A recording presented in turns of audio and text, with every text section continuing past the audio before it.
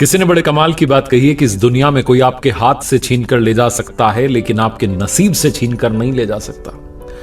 मैं हूं आरजे कार्तिक। एक बड़ी छोटी सी कहानी सुनाता हूं दोस्तों आपको। पुराने जमाने की कहानी है। एक राजा साहब के दरबार में एक राजगुरु थे, और वो राजगुरु बड़े कम समय के लिए वहां आते थे, क्योंकि उनका एक स्कूल था। नदी किनारे एक स्कूल में गांव के बच्चों को पढ़ाते थे, तो ज्यादा समय स्कूल में बिताते थे। एक दिन वो गुरुजी आए हुए थे, और जो राजा था वो बड़ी चिंता में था। तो गुरुजी ने पूछा कि क्या बात है। तो राजा ने बताया कि बेटी जो है विवाह के योग्य हो चुकी है और उचित वर नहीं मिल पा रहा है, क्या किया जाए। तो उन्होंने कहा गुरुजी ने कि लाइए मैं कुंडली देख लेता हूं। कुंडली देखना शुरू किया तो चौंक गए, आश्चर्य में पड़ गए। विलक्षण प्रतिभा की धनी थी वो कन्या, और उसका जो भाग्य था बड़ा उज्जवल दिख रहा था। गुरुजी ने उस कुंडली में देख लिया था कि इसकी जिससे शादी होगी, अगर वो राजा है तो महाराजा बनेगा, महाराजा है तो सम्राट बनेगा, सम्राट है तो चक्रवर्ती बन जाएगा। जहां जाएगी उस कुल का जो है, उस कुल को आगे लेकर के जाएगी, उसको उन्नति के पथ पर लेकर के जाएगी, उसका भाग्य चमक जाएगा। और जैसे ही ये सब इन्होंने देखा, इनके दिमाग में बुराइयां हावी हो गई। इनको लगा कि अगर ऐसा ही कुछ होना है तो मेरी शादी हो जाए, मैं ही शादी कर लेता हूं, मैं ही महाराजा बन जाऊंगा। तो गुरुजी के मन में विकार हावी हो गए, बुराइयां हावी हो गई, और गुरुजी ने चाल चली। इन्होंने कहा राजा से कि राजा साहब, बच्ची आपकी जो है विलक्षण प्रतिभा वाली है, जिस कुल में जाएगी उसका भाग्य उदय कर देगी, कुल का जो है उजाला ही उजाला कर देगी जीवन में। लेकिन अगर आप इसका सीधा विवाह करा देते हैं तो ये अड़चन है कि ये कुल का नाश भी कर सकती है। वो कुल भी खत्म हो जाएगा और आपका परिवार भी खत्म हो जाएगा, ऐसा इसकी कुंडली में लिखा है। राजा चिंता में पड़ गया, बोलने लगा कि क्या किया जाए। तो गुरुजी ने कहा कि एक बड़ा आसान सा उपाय है। आप एक बड़े से बक्से में कन्या को बैठा दीजिए, हीरे जवाहरात और ज्वेलरी जो है उसमें रख दीजिए, ताकि कहीं आगे जीवन में इसकी दिक्कत ना आए, और उस बक्से को नदी की धारा में प्रवाहित कर दीजिए।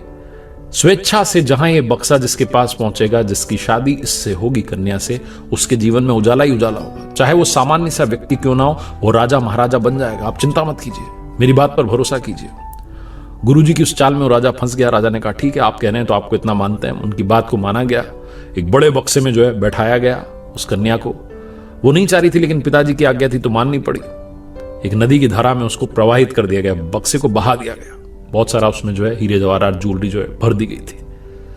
दौड़ते हुए गुरुजी पहुंचे अपने स्कूल की, भैया आने वाला है बक्सा। जाकर के जो था बच्चों से कहा कि सुनो, आज छुट्टी है, कोई पढ़ाई वढ़ाई नहीं होगी, नदी किनारे पहुंच जाओ, एक काम आपको करना है मेरा। एक बक्सा बहता हुआ आ रहा है, उस बक्से को उठा करके लाना और मेरे कक्ष में ला करके रख देना, और बाहर से दरवाजा लगा देना। मैं चाहे लाख चिल्लाऊं, दरवाजा मत खोलना।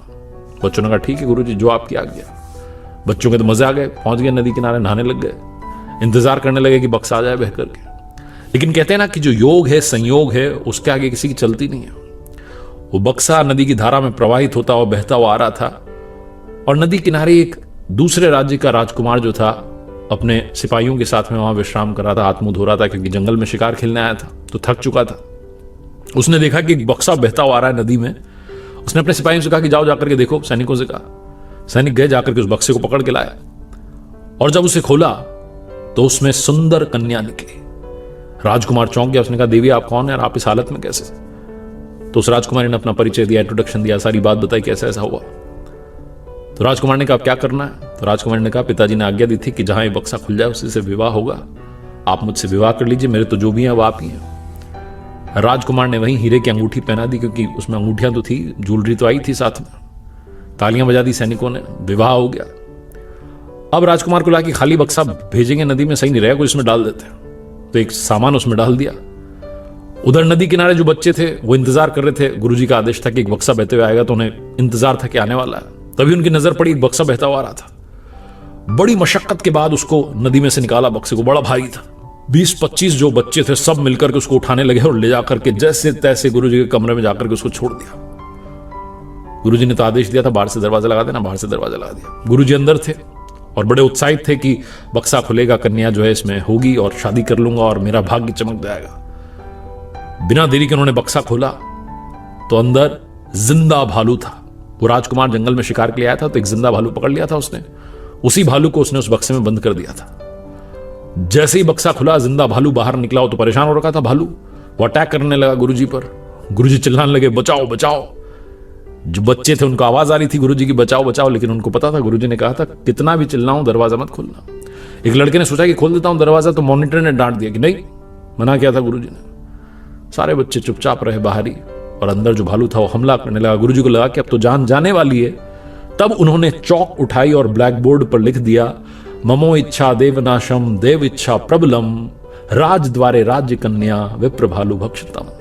यानी कि राजद्वार पर राजकन्या पहुंची गई, जो उसका भाग्य था, जो लिखा हुआ था कि उसकी शादी जिससे होगी वो राजा से महाराजा, महाराजा से सम्राट बनेगा, वो पहुंच गई और एक गुरु को भालू खा गया। यानी कि मेरी इच्छा का नाश हो गया और उनकी इच्छा प्रबल रही। जीवन में जो होना है वो होकर के रहेगा।